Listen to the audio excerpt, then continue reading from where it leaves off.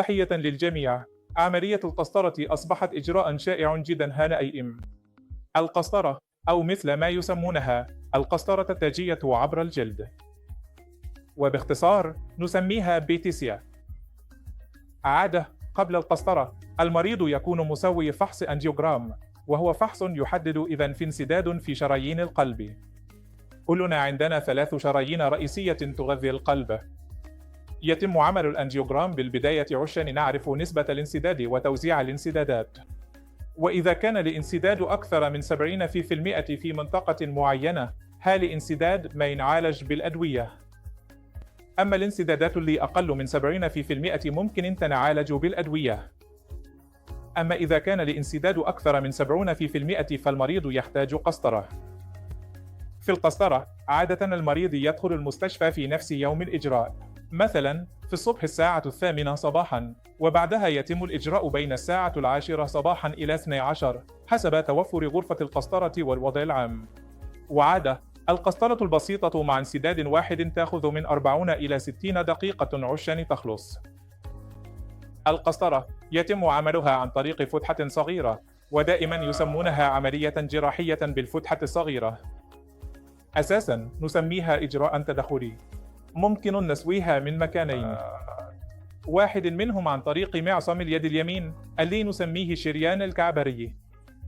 نعم، يتم وضع أنبوب بلاستيك صغير في شريان الكعبري في معصم اليد اليمين داخل غرفة القسطرة، ومن خلال هذا الأنبوب نقدر ندخل قسطرة توصل إلى أصل الأوعية الدموية.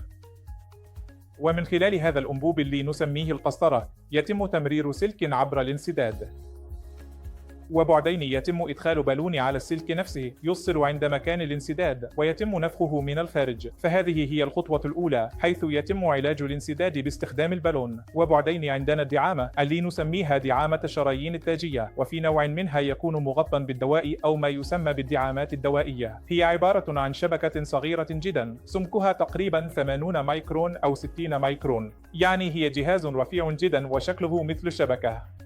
يتم تثبيتها على بالون، فتكون مضغوطة على البالون، ولما توصل إلى مكان الانسداد يتم نفخ البالون، فتتمدد الدعامة وتلتصق بجدار الأوعية الدموية.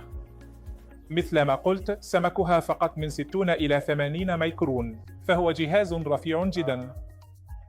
وبعدما نركب الدعامة يتم سحب البالون والسلك والقسطرة وكل الأدوات من الجسم، وتبقى دعامة الشريان التاجي داخل الوعاء الدموي مدى الحياة.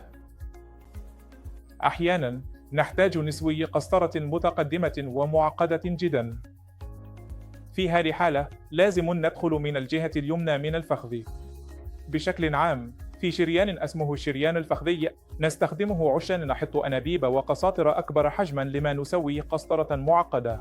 القسطرة المعقدة عادة تكون للمرضى اللي يصير عندهم انسدادات بعد عملية تحويل مسار شرايين، أو للمرضى اللي عندهم مش بس ترسبات كوليسترول بل أيضا انسدادات متكلسة بشكل كبير، يعني الكالسيوم متراكم فوق ترسبات الكوليسترول، والكالسيوم مادة صلبة جدا، فعشان جذي ما نقدر نوسع الدعامة إذا كان فيه كمية كبيرة من الكالسيوم.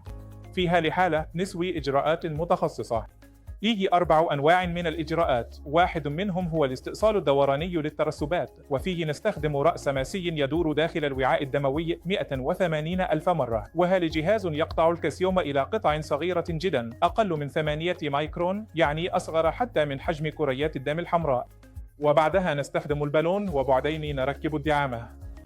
الجهاز الثاني اللي صار متوفر خلال السنة الأخيرة واللي نستخدمه وأيضا هالأيم هو جهاز الاستئصال المداري. هذا جهاز يدور بشكل مداري، يعني مثل الأرض تدور حول نفسها وحول الشمس، فهو عنده دورانين. ويدخل هذا الجهاز داخل الوعاء الدموي ويدور بسرعة 80 ألف دورة بالدقيقة. وهني بعد، الكالسيوم ينقطع إلى قطع صغيرة، لكن الجهاز هذا أكبر ويقدر يقطع حتى الكالسيوم العميق. أما الجهاز الثاني فيسمى تفتيت الحصى داخل الأوعية الدموية، وهو جهاز يطلق موجات صادمة تكسر الكالسيوم. فهذه هي الأجهزة الثلاثة المهمة اللي نستخدمها حالياً لعلاج الانسدادات المتكلسة. وفي نوع معين من انسداد الشرايين اسمه الانسداد الكلي المزمن، اللي يصير فيه انسداد كامل بنسبة 100% مع الوقت بشكل تدريجي. هذا الانسدادات تكون جدا صلبة، ومن الصعب جدا اختراقها وتمرير السلك الطبي من خلالها. هنا نستخدم أسلاك وبالونات مخصصة لحالات الانسداد الكلي المزمن، حيث نحتاج إلى أسلاك قوية جدا، وبعدما نعبر الانسداد يتم زرع الدعامة. وفيه أنواع ثانية من الانسدادات المعقدة اسمها انسدادات التفرع، وهذا تكون لما يكون الانسداد مو بس في الشريان الرئيسي لكن أيضا في التفرعات. وإذا كان التفرع أكبر لازم نركب دعامتين على مكانين الانسداد، ونضطر نضغط واحدة من الدعامات عشان نضمن استمرار تدفق الدم.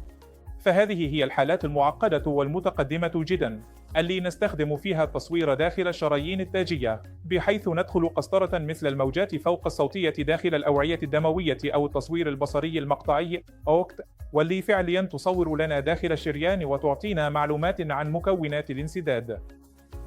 وهذا يسمونه رأب الأوعية الدقيق، بحيث نقدر نزرع الدعامة ونتأكد أن الدعامة ملتصقة بشكل جيد بجدار الشريان في القلب. فهذه العمليات الدقيقة والمعقدة في رأب الأوعية تساعد المريض أنه يتجنب الجراحة، لكن مع ذلك في بعض أنواع الانسدادات ما زلنا نحتاج الجراحة تحويل مسار الشرايين، وجراحة تحويل المسار جزء مهم جدا من العلاج. ومن خلال هذه العمليات الدقيقة لرأب الأوعية نقدر نتجنب رجوع الانسداد مرة ثانية. لازم نعرف أيضا شنو هي الآثار الجانبية للدعامات. الدعامات عادة عندها نسبة رجوع انسداد بين 2 إلى 4%. لما نزرع دعامة ل100 شخص، 2 إلى 4% من المرضى ممكن يصير عندهم انسداد تدريجي داخل الشريان ويسبب انسداد ثاني. هذا يسمونه رجوع الانسداد أو إعادة التضيق. هذه الانسدادات تتطور ببطء وما تسبب أي مشكلة قلبية مباشرة، وممكن نعالجها مرة ثانية بإجراء خاص يسمونه زرع بالون مطلي بالأدوية. هذه الأمور اللي لازم نعرفها عمليا عن عمليات رأب الأوعية. شكرا لكم.